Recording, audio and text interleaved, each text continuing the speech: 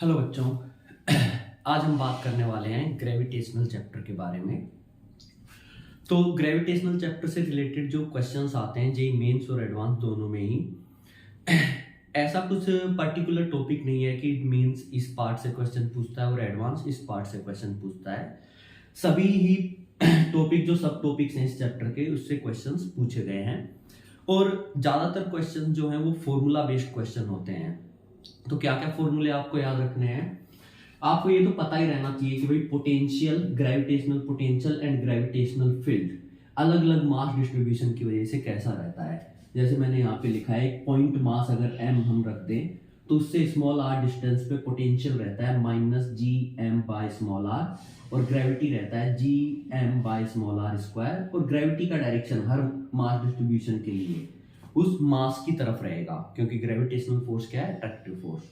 अब रिंग की वजह से ये फॉर्मूला मैंने लिखा है, ये है पोटेंशियल का एक्सिस पे r डिस्टेंस पे सेंटर से, ये हो जाएगा ग्रेविटेशनल पोटेंशियल, ये ग्रेविटेशनल फील्ड। ऐसे ही डिस्क की वजह से मैंने लिखा है, होलोस्फीयर की वजह से लिखा है। ये बिल्कुल फॉर्मूले उसके जैसे ही है जैसा आप इलेक्ट्रोस्टैटिक्स में आप पढ़ते हैं ना।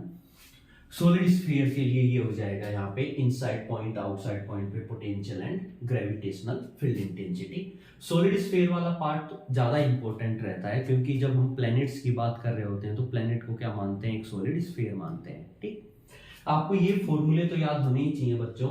साथ में सॉलिड स्फीयर के लिए जो डेरिवेशन है वो भी आपको पता होना चाहिए क्योंकि कभी कभी मास जो डिस्ट्रीब्यूशन है वो यूनिफॉर्म ना देके अपने को वेरिएबल दे दिया जाता है, तो उस केस में आपको इसका डेरिवेशन भी पता होना चाहिए। ठीक, और अब इसके बाद देखो पोटेंशियल और ग्रेविटेशनल फील्ड पढ़ने का फायदा क्या है। अगर किसी पॉइंट पे अपने को पता है कि मास m की वजह से पोटेंशियल है -gm/r, तो अब अगर मैं इस पॉइंट पे एक मास m1 को लाके रख दूंगा तो उसका पोटेंशियल एनर्जी कितना हो जाएगा?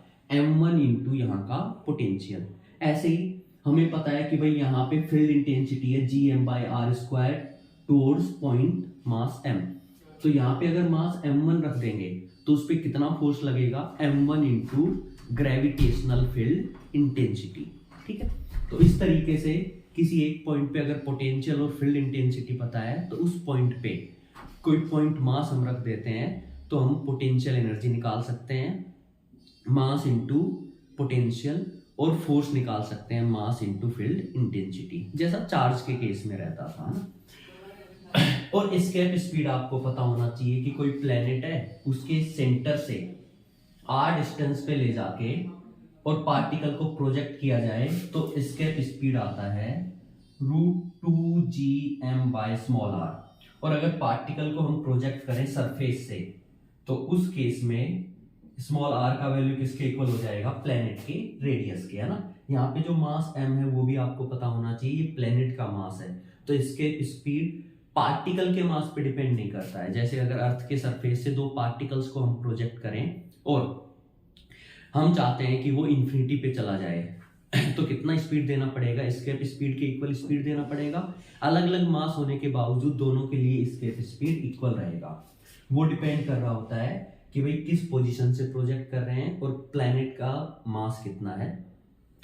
तो अगर सरफेस से प्रोजेक्ट करते हैं तो ये फॉर्मूला आ जाएगा, मास m को डेंसिटी के टर्म्स में लिखेंगे तो ये आ जाएगा। तो मेंस एडवांस दोनों ही एस्केप स्पीड को काफी काम में लेते हैं और इस तरीके से काम में लेते हैं। कभी कभी दो प्लैनेट्स का कंपेयर करवा लेते हैं तो उसमें ध्यान देने की बात है कि अगर उन्होंने मास और रेडियस देके कंपेयर करवाया है तो ये फॉर्मूला, डेंसिटी और रेडियस देके कंपेयर करवाया है तो ये फॉर्मूला। जैसे दो अलग अलग प्लैनेट्स का मास दे देंगे, रेडियस दे देंगे और पूछेंगे कि भाई इनके एस्केप स्पीड का रेशियो क्या होगा, या एक के लिए एस्केप स्पीड दे देंगे दूसरे के लिए पूछ लेंगे। इसी तरीके से कभी कभी डेंसिटी और रेडियस भी दे दिया जाता है। ठीक, तो ग्रेविटेशनल पोटेंशियल के फॉर्मूले याद होने चाहिए, ग्रेविटेशनल फील्ड इंटेंसिटी का पता होना चाहिए, और इनका यूज क्या है? पोटेंशियल का यूज है पोटेंशियल एनर्जी निकालने में, फील्ड इंटेंसिटी का यूज है फोर्स निकालने में। और फिर इन फॉर्मूलों के साथ साथ एनर्जी कंजर्वेशन। हम जानते हैं अगर ग्रेविटेशनल फील्ड फोर्स लग रहा है किसी पार्टिकल पे तो उसका टोटल एनर्जी क्या रहता है? कंजर्व। तो एनर्जी कंजर्वेशन अपने को काम में लेना होता है। तो जेईई एडवांस ने ऐसे बहुत क्वेश्चन दिए हैं जिनमें उसने ग्रेविटेशनल फील्ड इंटेंसिटी का भी यूज करवाया है, एस्केप स्पीड का भी यूज करवाया है, एनर्जी कंजर्वेशन का भी यूज करवाया है ना।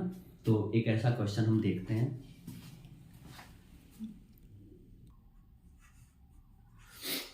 देखो बच्चों, जेईई एडवांस 2015 में आया हुआ क्वेश्चन है। मैंने क्वेश्चन का पहला लाइन यहाँ पे लिखा है, पूरा मैं पढ़ के बता देता हूँ। अपने को दिया गया था, bullet is fired vertical upwards with velocity v from the surface of a spherical planet when it reaches its maximum height, its acceleration due to the planet's gravity is 1/4 of its value at the surface of the planet. ये तो यहाँ पे इन्होंने field intensity बोल दिया कि जब bullet maximum height पे जाएगा तो सरफेस से कितना हो जाएगा। फिर बोला है एस्केप स्पीड अगर हम प्लैनेट का लिखते हैं वी से, तो v और v में रिलेशन दिया है ve बराबर v इंटू रूट एन, और n का वैल्यू अपने से पूछा है, और एटमॉस्फेयर की वजह से एनर्जी लॉस को नेग्लेक्ट करवाया है, मतलब टोटल एनर्जी कंजर्व रहेगा। पार्टिकल पे मतलब बुलेट पे सिर्फ किसका फोर्स लगेगा, प्लेनेट का ग्रेविटेशनल फोर्स। तो देखो बड़ा ही आसान सा क्वेश्चन था। हाँ, ये बात जरूर है कि उन्होंने पोटेंशियल और gravitational potential plus gravitational field और एस्केप वेलोसिटी तीनों को ही एक क्वेश्चन में डाल दिया। पर अगर आप इसको सिक्वेंसली पढ़ते जाएं और एक एक स्टेप आगे चलते जाएं तो क्वेश्चन में इतना खास दम है नहीं। अगर हम डायग्राम बनाएं तो ये प्लेनेट हो गया, इसका मास हम ले लेते हैं कैपिटल एम, और जो बुलेट है इसका मास ले लेते हैं स्मॉल एम। इसको वर्टिकली अपर डायरेक्शन में प्रोजेक्ट किया स्पीड v से, जैसे जैसे ऊपर चलता जाएगा फोर्स नीचे की तरफ लग रहा है तो स्पीड कम होते जाएगा, और फाइनल पोजीशन पे जब पहुंचेगा तो स्पीड हो जाएगा 0, और सरफेस से हाइट हो गया है h। अब अगर हम बात करें तो इन्होंने बोला है कि भाई h हाइट पे जो ग्रेविटी है वो सरफेस से 1/4 टाइम्स है, तो सरफेस पे मैंने g लिखा है और h हाइट पे gh से लिखा है। अब हम जानते हैं कि एक सॉलिड स्फीयर की वजह से बाहर किसी पॉइंट पे अगर हमें लिखना हो ग्रेविटेशनल फील्ड इंटेंसिटी तो वो आता है gm/r²। स्मॉल r यहाँ पे हो जाएगा प्लेनेट का रेडियस प्लस h, तो gm/r प्लस h² बराबर सरफेस पे रहता है gm/रेडियस², तो gm/रेडियस², और 4 था तो ये 4 आ गया। इसको सॉल्व करेंगे तो h मिल जाएगा कैपिटल R, मतलब पार्टिकल सरफेस से कितने हाइट पे जाएगा, रेडियस के बराबर हाइट तक जाएगा बुलेट। फिर अब अपने को v और v में रिलेशन पता करना है, तो इसके लिए v पता होना चाहिए क्योंकि ve का फॉर्मूला तो जानते हैं √2gm/r, m यहाँ पे प्लेनेट का मास है ना। तो v कैसे निकाला जाए, एनर्जी कंजर्वेशन से, total energy initial, total energy final. अब देखो बच्चों, ग्रेविटेशनल फील्ड इंटेंसिटी का यहाँ यूज हुआ, पोटेंशियल का भी यहाँ यूज होगा। जब इनिशियल टोटल एनर्जी लिखेंगे तो initial kinetic energy half small m v², small m mass है बुलेट का, प्लस यहाँ का पोटेंशियल एनर्जी कैसे लिखेंगे, बुलेट का मास इंटू यहाँ का पोटेंशियल प्लैनेट की वजह से, तो प्लस ये लिखा है मैंने पोटेंशियल एनर्जी। जब बुलेट कहाँ था, सरफेस पे, तो बुलेट का मास और सरफेस पे पोटेंशियल कितना आता है, -gm/r, ठीक, बराबर फाइनल टोटल एनर्जी लिखेंगे तो काइनेटिक एनर्जी हो गया 0, और पोटेंशियल एनर्जी कितना हो जाएगा, बुलेट का मास और फाइनल पॉइंट जहाँ पे है वहां का पोटेंशियल। हम जानते हैं अर्थ की वजह से कहाँ आउटसाइड पॉइंट पे कितना आता है पोटेंशियल, -g, अर्थ बोल दो प्लेनेट बोल दो, -g प्लेनेट का मास अपॉन सेंटर से डिस्टेंस कितना हो जाएगा, r + r, h निकाल लिया ना r, तो 2r। यहाँ से सॉल्व करेंगे, v का वैल्यू आया √gm/r, हम जानते हैं ve ये रहता है, तो ve/v करेंगे हम तो हमें मिलेगा √2, ve बराबर मिल जाएगा √2 × v, मतलब n का वैल्यू क्या आया 2। तो इस टाइप के क्वेश्चंस पूछे जाते हैं, रेगुलरली पूछे जा रहे हैं कि भाई पार्टिकल को हमने प्रोजेक्ट किया है, कितने स्पीड से प्रोजेक्ट करेंगे कि वो एस्केप कर जाए फील्ड को, तो इन्फिनिटी पे पहुंचा के, और टोटल एनर्जी इनिशियल बराबर टोटल एनर्जी फाइनल। अगर फाइनली इन्फिनिटी पे गया तो हम जानते हैं पोटेंशियल एनर्जी भी 0 होगा और काइनेटिक एनर्जी भी 0 होगा। तो इस टाइप के क्वेश्चंस पूछे जाते हैं जिसमें एनर्जी कंजर्वेशन लगभग हर क्वेश्चन में काम में आ जाता है, ठीक। तो ये तो बात हो गई कि भाई पोटेंशियल, ग्रेविटेशनल फील्ड इंटेंसिटी और एस्केप स्पीड किस तरीके से जेईई एडवांस काम में लेता है। आगे बढ़ते हैं।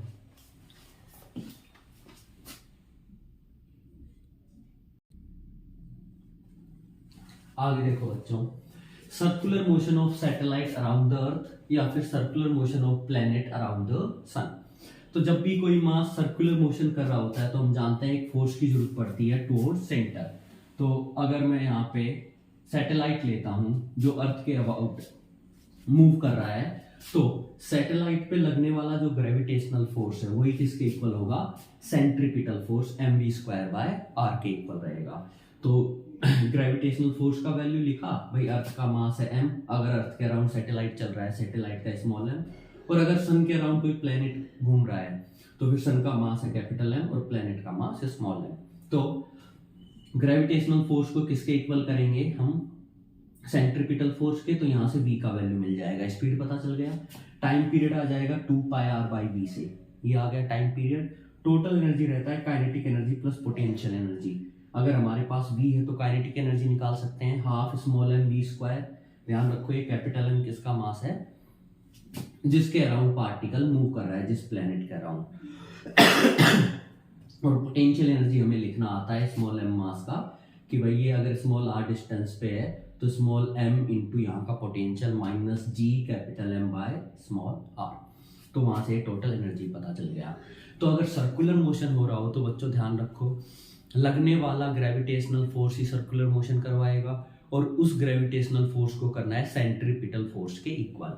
अब देखो, हमेशा ये जरूरी नहीं है कि जो फोर्स लग रहा होगा इसमें जो नीचे r² आएगा, कहने का मतलब है कि जब हम सेंट्रीपिटल फोर्स लिखते हैं तो ये रहता है रेडियस, ठीक।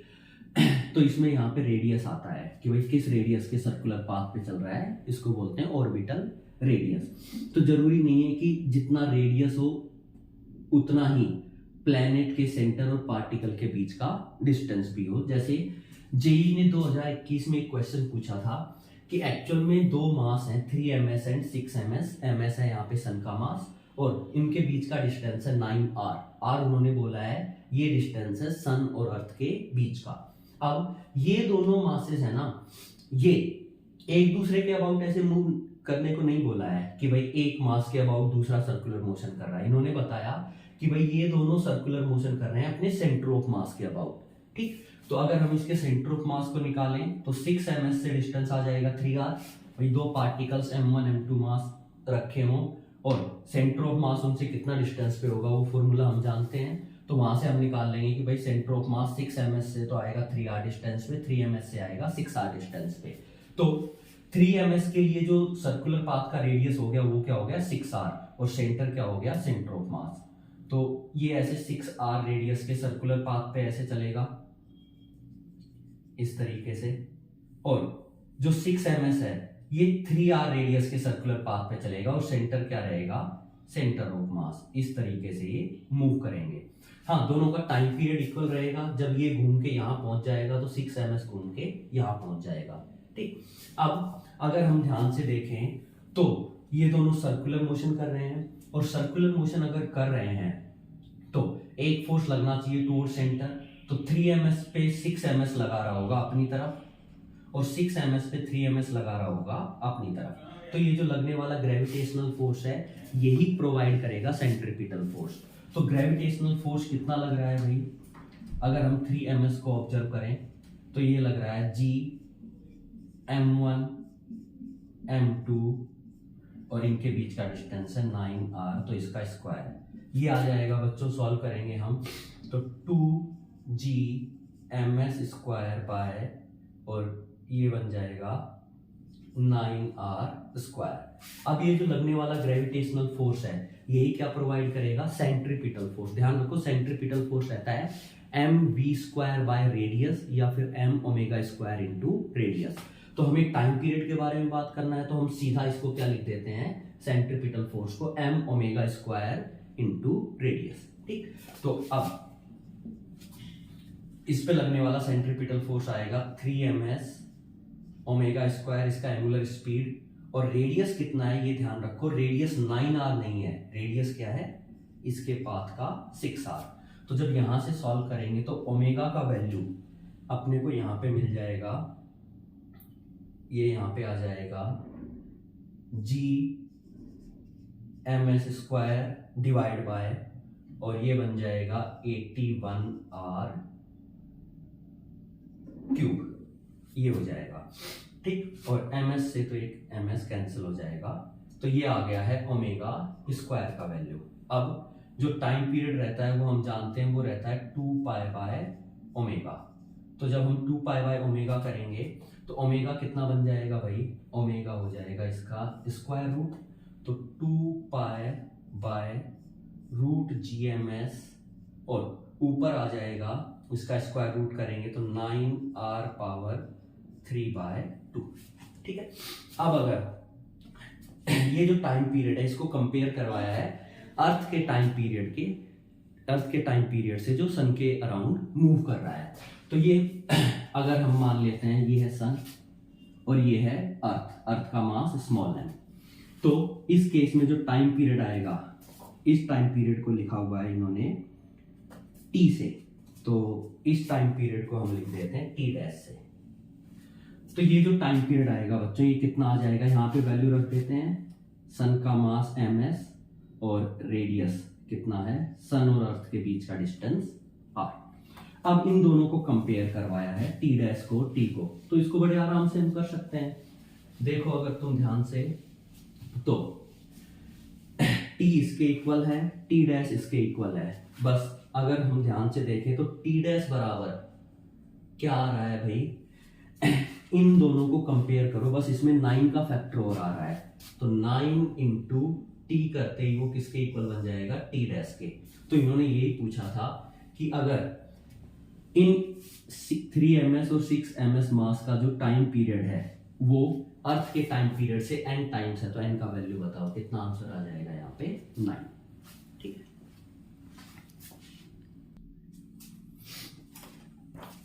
आगे देखो बच्चों, सर्कुलर पाथ के बाद दूसरा आता है एलिप्टिकल पाथ। एलिप्टिकल पाथ के केस में आपको ये पता होना चाहिए, अगर कोई प्लेनेट सन के अराउंड एलिप्टिकल पाथ पे चल रहा है तो उसका टाइम पीरियड क्या रहेगा और उसका टोटल एनर्जी कितना रहेगा। यहाँ पे स्मॉल m है प्लेनेट का मास, ms है सन का मास।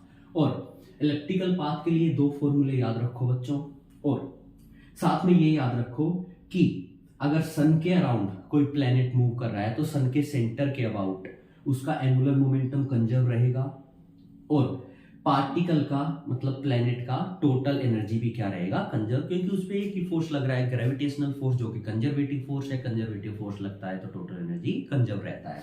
ऐसा एक क्वेश्चन मेंस 2020 में आया हुआ है, और एक ऐसा पहला जेई एडवांस में भी आ चुका है क्वेश्चन, और कोई हैरानी नहीं होगी कि ऐसा क्वेश्चन फिर से जेई मेंस रिपीट करे, और जेई एडवांस भी हो सकता है कि थोड़ा सा चेंज करके उसको रिपीट करे। इसमें बोला है कि भाई एक सैटेलाइट है जो अर्थ के सरफेस के पास ही सर्कुलर ऑर्बिट में मूव कर रहा है, मतलब आप ये बोल दो कि जो ऑर्बिटल रेडियस है वो लगभग अर्थ के रेडियस के बराबर है, ठीक।